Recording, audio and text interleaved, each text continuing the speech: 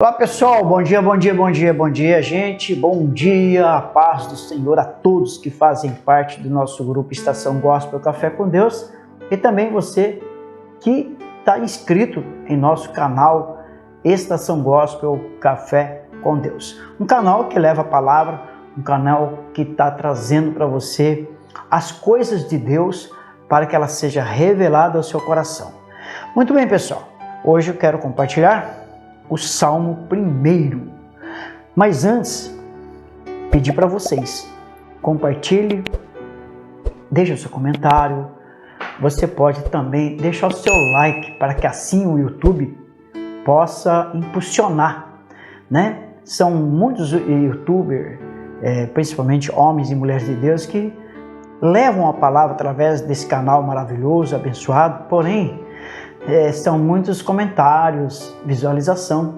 O like, ninguém deixa o seu like. O like é o gostei. Se eu gostei, isso é muito bom porque o conteúdo realmente ele tem algo benéfico, né, para a sua vida, principalmente a palavra. Ele é benéfico, ele edifica, ele aconselha, ele salva, ele cura. Então deixa o seu like, tá bom? Não esqueça.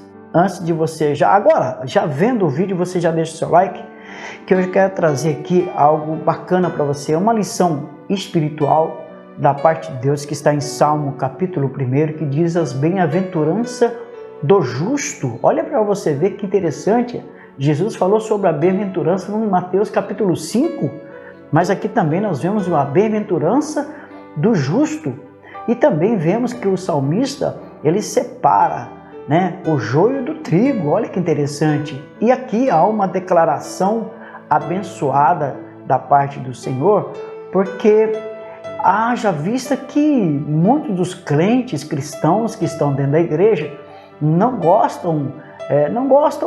permite que a palavra os confrontem.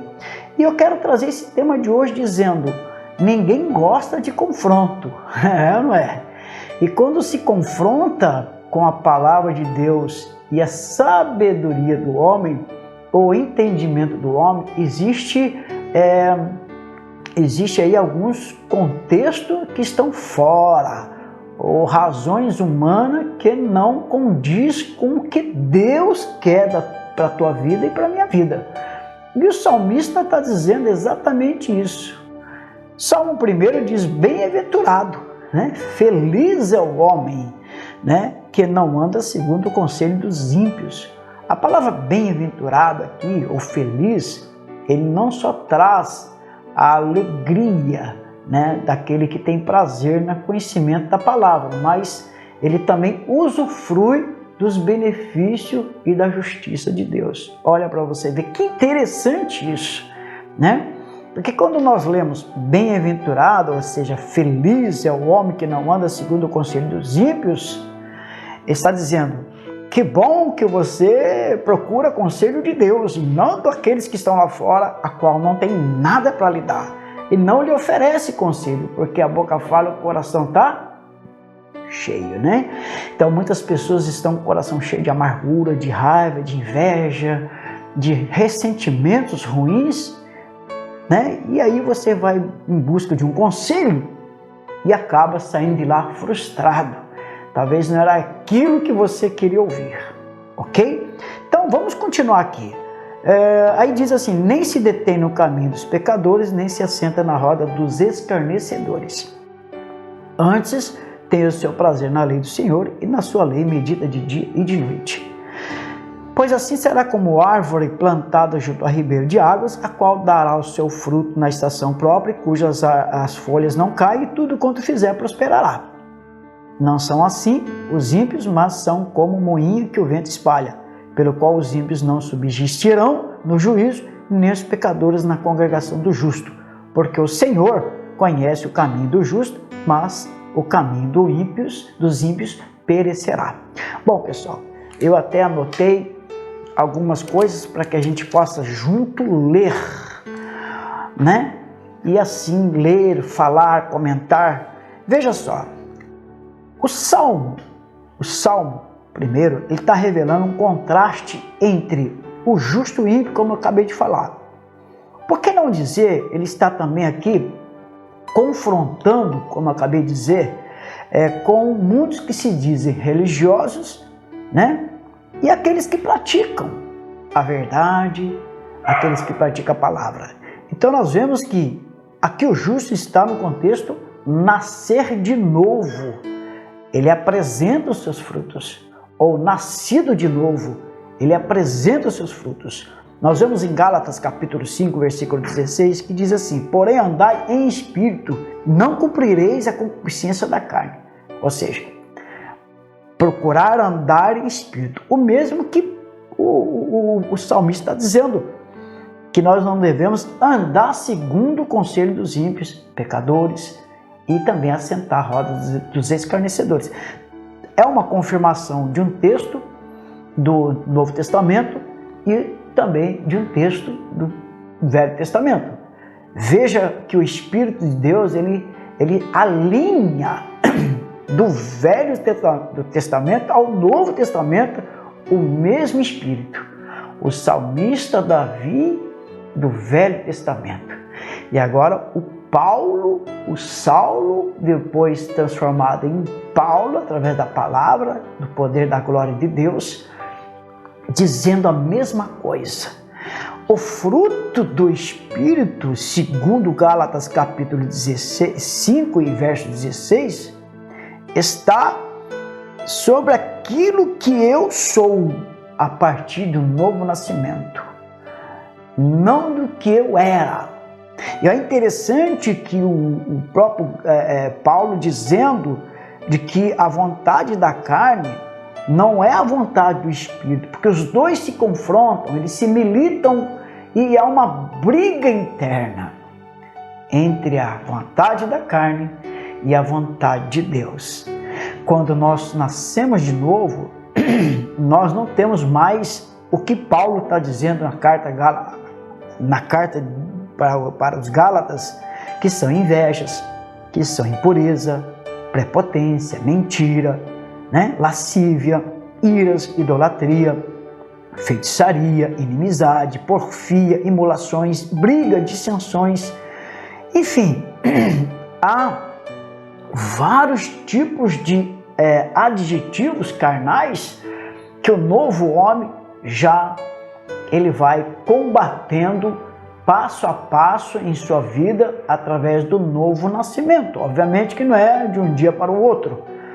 O que são nascidos de Deus, ele tem uma guerra espiritual interna para que ele vença todos os dias o homem nascido do natural, do ventre da sua mãe. Porque Jesus ordenou que para que nós recebamos aí o reino dos céus, segundo, né, a palavra diz que para que eu possa ter o reino do céu, ou seja, para que eu seja merecido ao reino de Deus, eu preciso nascer da água e do Espírito. Então, a palavra que Paulo está dizendo, que aquele que anda em Espírito, ele não cumpre a concupiscência da carne, entende? Que seria a nossa vontade, a vontade do homem. E muitas vezes isso acontece contigo e comigo, né? Quantas vezes deu vontade da gente, né, jogar a toalha? Quantas vezes deu vontade de você ir lá fazer justiça com as próprias mãos? Não é isso? Quantas vezes, né? Porém, aquele que é nascido de novo, ele tem uma guerra interna. Ele luta contra isso, mas a Bíblia diz que Jesus falou: não tem mais, né? O mundo nos trará aflições, mas tenha bom ânimo, porque eu venci o mundo e vós vencereis. Então, é esta palavra que Paulo está dizendo. Os que são da carne, ele cumpre essas vontades, que é a prostituição, a impureza, a lascívia, a ira, a idolatria, a porfia, a feitiçaria, a inimizade, enfim, imolações, briga, glotonaria. E coisas essas semelhantes que Paulo está dizendo, acerca das quais vos declaro, como já antes vos disse, que os quais cometem tais coisas não herdarão o reino de Deus, meu amigo. Então, eu até aconselho você nesse vídeo para que você olhe o seu comportamento. como que você anda, não só dentro da sua casa, dentro da igreja, você que é cristão ou você que é um religioso, como você está na esfera, vamos dizer assim, da sociedade. Como que está a sua vida? Como é que está a sua boca? Como é que está o seu coração? Como é que você tem agido com o seu patrão, com o seu empregado, com a sua mãe, com o seu pai, com os seus filhos? Como que você tem agido? Qual é o seu comportamento? Você vai entender que, de uma forma ou de outra, há dois caminhos. O próprio salmista está dizendo aqui que aquele que se assenta na mesa dos escarnecedores, aqueles que se assentam, é semelhante a ele. Então o crente não pode assentar no meio dos escarnecedores, porque os escarnecedores, eles zombam da palavra. E não há associação entre o justo e o ímpio, entre a luz e as trevas. Entende? Então, o salmista mostra aqui dois caminhos. O caminho da bênção derramada sobre o justo e o caminho do ímpio que anda escarnecendo a palavra de Deus. Assim como também Paulo quis revelar aos judeus, né, os cristãos judeus da Galácia, que defendiam a marca da circuncisão, quer dizer, ou seja, a marca da carne, que era no tempo da lei. Mas Paulo trazia em seu corpo a marca proveniente da perseguição ao evangelho, em contraste com os confrontos com a marca da circuncisão. Ou seja, a marca da circuncisão era uma lei imposta aos israelitas. Mas Paulo está dizendo que o que nasceu de novo, agora, ele tem a marca de Cristo. Seja perseguição, seja calúnia, seja, olha, as dores, aflições que sofremos neste mundo, Paulo está dizendo aqui. Presta bem atenção. Gálatas 5,17. Desde agora ninguém me inquiete, porque trago no meu corpo as marcas do Senhor Jesus. Versículo 15 diz assim: porque em Cristo Jesus nem a circuncisão, nem a incircuncisão tem virtude alguma, mas sim o ser uma nova criatura. Então, o fruto do Espírito, onde Gálatas descreve, do Espírito Santo, é a bondade, é a longanimidade, a fé, o amor. Paulo descreve isso: hoje estou marcado porque Cristo me marcou e me selou e me fez uma nova criatura. Agora nós vemos que a marca da incircuncisão ou da circuncisão imposta por Israel aos cristãos da época, ele trazia uma escravidão legalista, vamos dizer assim. Por quê?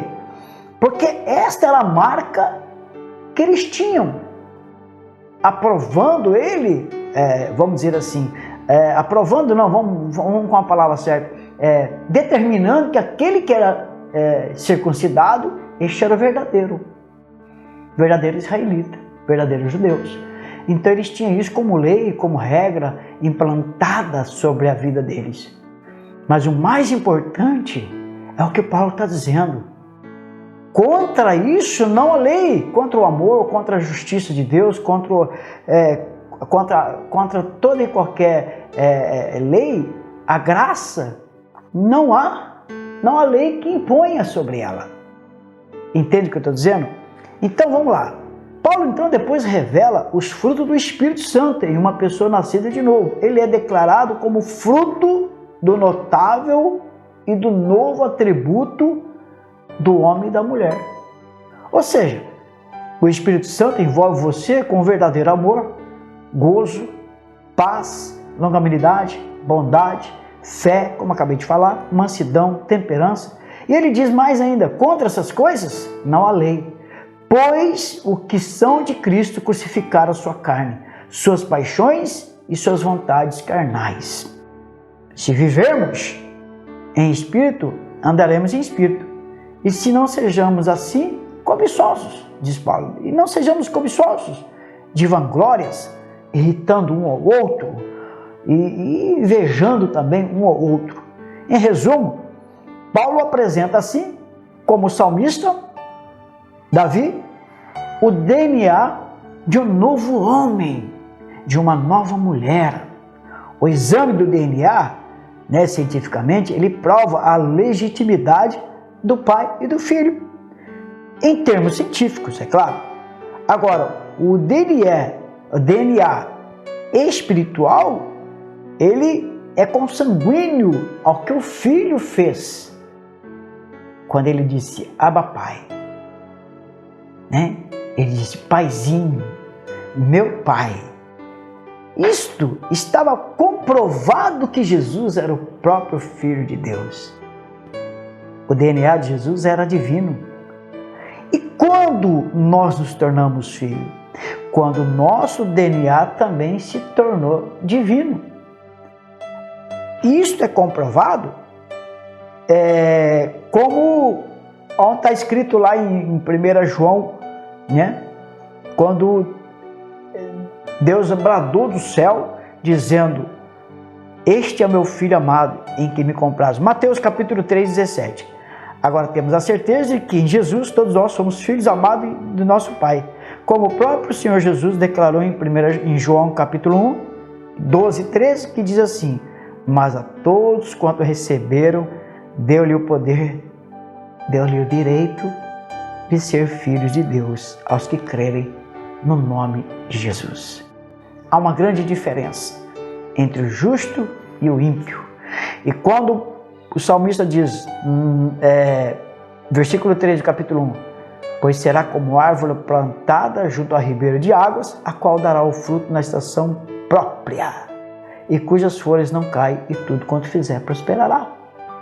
Em outras palavras, a árvore aqui, alegoricamente, do ser humano, ensina-nos grandes verdades espirituais na Bíblia. Nesse texto sagrado, o salmista compara o homem que não segue o conselho dos ímpios e medita na lei do Senhor dia e noite. Ele é como árvore frutífera e abençoada, plantada em uma terra fértil, junto à corrente de águas.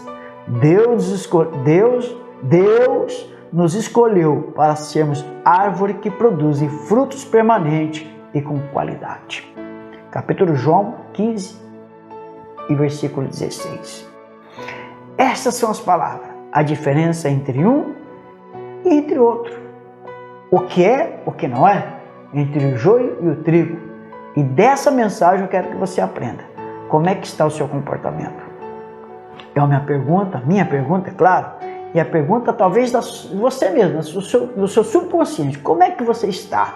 Qual é o seu comportamento na sociedade, com seu pai, com sua mãe, com seus filhos, na igreja? Tem sido fiel a Deus? Tem meditado na palavra de noite? A palavra meditar é o mesmo que falar baixinho para si mesmo, Eu aprendi que a palavra é essa, eu vou praticá-la.